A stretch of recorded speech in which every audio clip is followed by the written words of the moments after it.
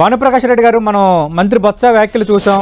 175 వస్తాయని మేము చెప్పాము, మాకు వస్తాయి అంటే ప్రశాంత్ కిషోర్ చెప్పేది అంతా నిజమవుతుందా, ఆయన ఏమన్నా బ్రహ్మ అని కామెంట్ చేస్తున్నారు. ఎందుకంటే ప్రశాంత్ కిషోర్ కామెంట్స్ తర్వాత ఆ కామెంట్స్ ఆధారంగా కూటమి నేతలు జనసేన కానీ బీజేపీ కానీ అలాగే టీడీపీ నేతలు కానీ మాట్లాడిన సందర్భం చూసాం. దానికి నిన్న మంత్రి కౌంటర్ ఇచ్చారు. సతీష్ అన్న, మీకు ప్యానెల్ ఉంటే చంద్రశేఖర్ గారికి నమస్కారాలు. నమస్తే అన్న. బొత్స గారు మాట్లాడుతూ ప్రశాంత్ కిషోర్ గారు ఏమన్నా బ్రహ్మ అన్నారు. ఈయన చిలక జోస్ అని చెప్తారని మేము ప్రశ్నిస్తున్నాం. బొత్స గారు ఏమన్నా చిలక జోస్ ఏమన్నా చెప్తాడా? 175కి 175 గెలుస్తామని చెప్పి ఏందన్నా ఇది? అసలు మనం ఎక్కడున్నాం ఈ రోజు? బొత్స గారు, ఈ రోజు ఆంధ్రప్రదేశ్ పూర్తిగా అంధకారక ప్రదేశ్ గా మార్చినట్టు మీకు ఓటు అడిగే అర్హత కోల్పోయారు మీరు.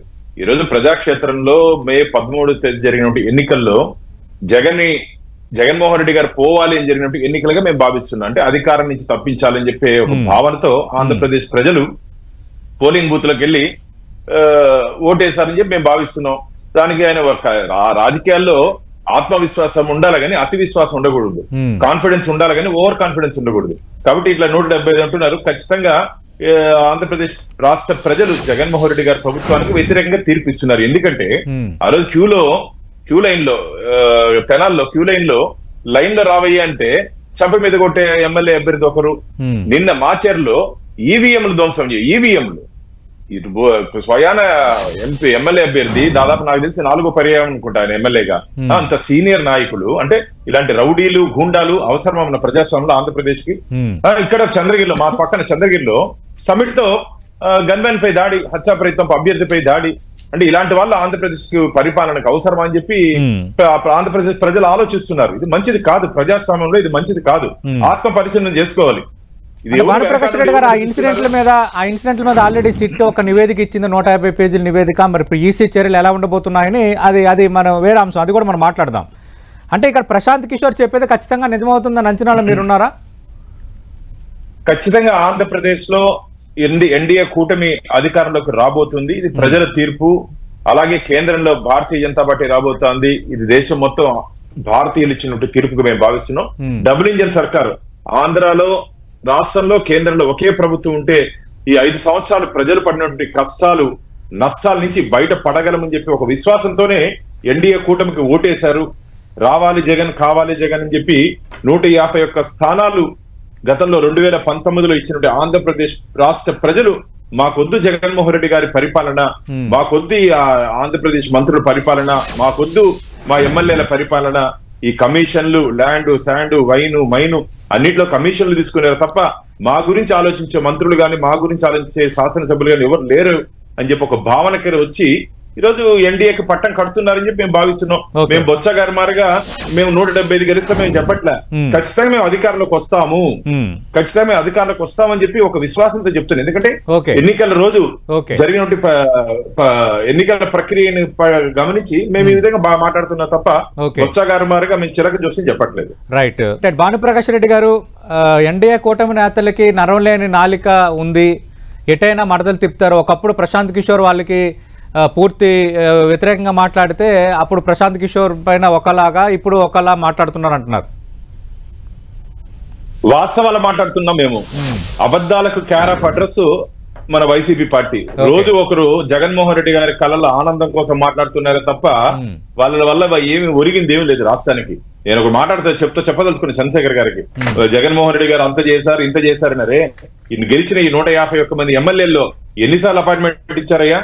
వాళ్ళ నియోజకవర్గ సమస్యల కోసం చర్చించేదానికి ఎంతమంది మంత్రులతో రివ్యూ చేశారు? ఏమి లేదు. తాడేపల్లి ప్యాలెస్ గా పరిమితమైనట్టు ముఖ్యమంత్రి అక్కడికే వాళ్ళ ఇంటి అక్కడికే పరిమితం చేస్తున్నారు ఆంధ్రప్రదేశ్ రాష్ట్ర ప్రజలు. ఈ రోజు భానుప్రకాష్ రెడ్డి గారు, పోలింగ్ కి ముందు మీరు వాళ్ళు ఇవన్నీ మాట్లాడేసుకున్నారు. ఇప్పుడు మళ్ళీ మేమే గెలుస్తామని వాళ్ళు, లేదు మేమే గెలవబోతున్నామని మీరు, ఈ లెక్కల మీద డిబేట్ నడుస్తుంది. ఈ లెక్కలు ఖచ్చితంగా మేము అనుకున్నట్టు ప్రజలు మాకు ఎన్డీఏకి అనుకూలంగా ఓటేస్తారని చెప్పి మేము భావిస్తున్నాం. వీళ్ళు మేకపోతూ గంభీరం వీళ్ళు. ఎందుకంటే ఎన్నికలైన తర్వాత అధికార పార్టీ నుంచి చాలా మంది కార్యకర్తలు గాని నాయకులు గాని వెళ్ళిపోతున్నారు. అందుకని ఈరోజు దౌర్జన్యాల పేరుతో తమ కార్యకర్తలను ఉసిగొలిపి పోలీస్ కేసుల్లో బంధించి కేసుల చుట్టూరు వీరి చుట్టూరు ప్రదక్షిణ చేసే దిశగా వీళ్ళు ప్లాన్ ఆఫ్ యాక్షన్ అది. Okay. అందులో భాగంగా లీడర్లు ఏమో ఏసీ రూమ్ లో కూర్చున్నారు, కార్యకర్తలను భుజం తట్టి పంపించి వాళ్ళు జైలుకి పంపిస్తున్నారు. అది అధికార పార్టీ. దాదాపు మొన్న 33 కేసులు రిజిస్టర్ చేస్తే 9 పోలీస్ స్టేషన్ల పరిధిలో 1360 మంది మీద కేసు నమోదు చేస్తే 126 మంది 124 మందిని ఇప్పటివరకు అరెస్ట్ చేశారు. దాంట్లో మొత్తం అధికార పార్టీ వాళ్ళే కదా, 90% అధికార పార్టీ వాళ్ళే కదా. అంటే ఈ రోజు ఆంధ్రప్రదేశ్ ని ఆందోళన ప్రదేశ్ గా మార్చింది ఎవరు? అధికార పార్టీ వాళ్ళు కాదా?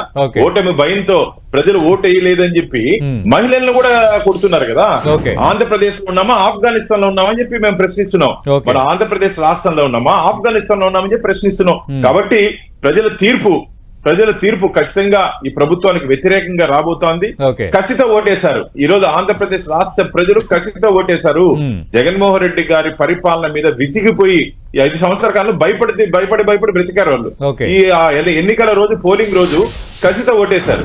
కాబట్టి ఆ ఓటు అంటే భానుప్రకాష్ గారు గత ఎన్నికల్లో కూడా మనం చూసాం 2019 ఎన్నికల్లో కూడా ఈవినింగ్ చాలా ఎక్కువసేపు ఓటింగ్ జరిగితే ఇదంతా పసుపు కుంకుమ ఓటింగ్, మహిళలు నా సంక్షేమ పథకాలకు నచ్చే ఓటేశారని తెలుగుదేశం పార్టీ చాలా లెక్కలు వేసి మేము అధికారంలోకి వస్తామని చెప్పారు. అలాగే కేబినెట్ మీటింగ్ సంబంధించి కూడా దాన్ని ఒక డేటు ఫిక్స్ చేసిన సందర్భం, చంద్రబాబు వ్యాఖ్యలు కూడా ఆ సందర్భంలో చూసాం. ఎవరు ఎన్ని ముహూర్తాలు పెట్టుకున్నా ప్రజలు ముహూర్తం డిసైడ్ చేసేస్తారన్నా. ఆయన 7వ తేదీ అని ఒక అర్థం అంటారు. విశాఖపట్నంలో చెప్తారు. నిన్న మంత్రి బొత్స అది కూడా అన్నారు. 9వ తారీఖున విశాఖపట్నంలో రెండోసారి ముఖ్యమంత్రిగా వైఎస్ జగన్మోహన్ రెడ్డి ప్రమాణ స్వీకారం చేయటం ఖాయం ఖాయం ఖాయం అని అంటున్నారు. 4వ తేదీ ఆంధ్రప్రదేశ్ రాష్ట్ర ప్రజలు జగన్మోహన్ రెడ్డి గారి ప్రభుత్వాన్ని ఇంటికి పంపించేది ఖాయం ఖాయం ఖాయం. ఖచ్చితంగా ఇది ఊరికే మాటలు మేము మాట్లాడితే మా చెప్పట్ల. మళ్ళీ 4వ తేదీ మనం కూర్చుందాం, చంద్రశేఖర్ గారితో కూర్చుందాం. ఆ రోజు అంటారు అరే ఆ రోజు నేను మాట్లాడిన తప్పు, ప్రజలు ఇచ్చిన తీర్పు ఆ రోజు చెప్తారు. ఈరోజు వాళ్ళ మళ్ళీ స్టేట్మెంట్ చెప్తారు. భానుప్రకాష్ గారు నిన్న మంత్రి బొత్స ఈ కామెంట్స్ కూడా చేశారు. మేము మేలు చేస్తేనే మాకు ఓటేయండి అని జగన్మోహన్ రెడ్డి ముఖ్యమంత్రి అడిగారు. ఏ ముఖ్యమంత్రి కానీ ఎవరు ఇప్పటివరకు అడగలేదు. జగన్ ఓటు అడిగినట్టు మోదీ కూడా అడగలేకపోతున్నారు. రామాలయం ముస్లిం రిజర్వేషన్ ప్రస్తావిస్తూ ఓట్లు అడుగుతున్నారు.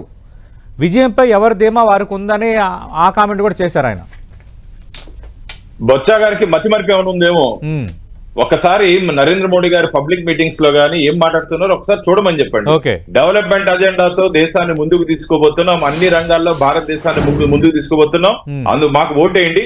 ఎస్, రామాలయం 500 సంవత్సరాలు భారతదేశం నుండి హిందువులు ఎదురు చూస్తున్నట్టు ఒక శుభ సందర్భం దాన్ని కట్టాం. అడిగితే తప్పే ఉంది?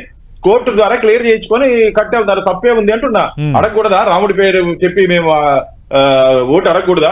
రామాలయ నిర్మాణం ఆ భారతీయ జనతా పార్టీ అజెండాలో ఉంది, దాన్ని నెరవేర్చాం. వీరి మార్గ అబద్ధపు ప్రచారం ఇచ్చి ఆంధ్రప్రదేశ్ రాష్ట్రాన్ని అప్పుడు ఊపులో మేము తీసుకోలేదు. ఈరోజు వాళ్ళు అంటున్నారు జగన్మోహన్ రెడ్డి గారు యూకే కాదు పోవాల్సింది, యూపీకి పోవాల్సింది. ఏ విధంగా యూపీలో లా అండ్ ఆర్డర్ మెయింటైన్ చేస్తున్నారు యోగి ఆదిత్యనాథ్ గారు, ప్రజలకు అండగా తోడుగా నీడగా ఏ విధంగా రాష్ట్ర ముఖ్యమంత్రి ఉన్నారో ఒకసారి పోయి చూడమని చెప్పండి. ఆంధ్రప్రదేశ్ ప్రభుత్వం మారిగా, ఆంధ్రప్రదేశ్ ముఖ్యమంత్రి మారిగా ప్రతిపక్షాల మీద, పత్రికల మీద, ప్రజల మీద అరెస్టులు, కేసులు, దొమ్మిలు, చంపడాలు ఇది ఎక్కడ జరగట్లేదు. భారతదేశంలో ఎక్కడ జరగట్లేదు. ఆంధ్రప్రదేశ్ ని పూర్తిగా అరాచక ప్రదేశ్ గా మార్చిన ఘనత అధికార పార్టీకి దక్కుతుంది. ఆంధ్రప్రదేశ్ అభివృద్ధిలో ముందుకు తీసుకుపోయినామంటున్నారు వారు. ఆంధ్రప్రదేశ్ ని అభివృద్ధి అప్పుడు తప్ప అభివృద్ధి లేని ఆంధ్రప్రదేశ్ లో ఉన్నామని చెప్పి ఆంధ్రప్రదేశ్ రాష్ట్ర ప్రజలు భావిస్తున్నారు. మీరు అధికారంలో ఉన్నారు, మరెందుకు ఈ అంశాలని హైలైట్ చేయలేదు? ఎప్పటి నుంచో ప్రశ్నిస్తున్నాం. భారతీయ జనతా పార్టీ గత అనేక సందర్భాల్లో మేము మాట్లాడడం జరిగింది. కేంద్రం రెస్పాండ్ అవడం వేరు. నిజంగా ఆంధ్రప్రదేశ్ లో ఆ స్థాయిలో శాంతి భద్రతలు సరిగ్గా లేవు, ఆ స్థాయిలో అరాచకాలు జరుగుతాయని అనుకున్నప్పుడు కేంద్రం ఎందుకు స్పందించలేదు? ఎందుకు స్పందించలేదన్నా ఎన్ని పర్యాలు కేంద్ర ఫైనాన్స్ సెక్రటరీ గారు ఆంధ్రప్రదేశ్ రాష్ట్ర ప్రభుత్వంతో సంప్రదింపులు జరిగారు. మీరు గైడ్ లైన్స్ పాటించట్లేదని ఆ పవర్ పర్చేజ్ అగ్రిమెంట్ అప్పుడు కేంద్ర ప్రభుత్వం వాన్ చేసింది కదా. కేంద్ర ప్రభుత్వం ఏ విధంగా ఎప్పుడు జాగ్రత్తలు తీసుకోవాలో ఆ విధంగా ఏ విధంగా ఉంది కేంద్ర సహకారంతో అని చాలా సందర్భాలు ఇదే తెలుగుదేశం పార్టీ నేతలు మాట్లాడారు. ఎఫ్ఆర్బిఎం లిమిట్స్ అధిగమిస్తామని చెప్పి కేంద్ర ఫైనాన్స్ డిపార్ట్మెంట్ నుంచి వాన్ కూడా చేయడం జరిగింది. అందుకనే చెప్తున్నాం కదా, ప్రభుత్వం మారిన తర్వాత చాలా మంది జైలుకి వెళ్లే ప్రమాదం ఉంది. ఎందుకంటే నియమ నిబంధనలకు వ్యతిరేకంగా లిక్కర్ మీద అసలు చంద్రశేఖర్ గారు చెప్తున్నారు, లిక్కర్ మీద అప్పు తెచ్చినట్టు ప్రభుత్వం భారతదేశంలో ఎక్కడ లేదు. అది జగన్మోహన్ రెడ్డి గారి కీర్తి ఘనత.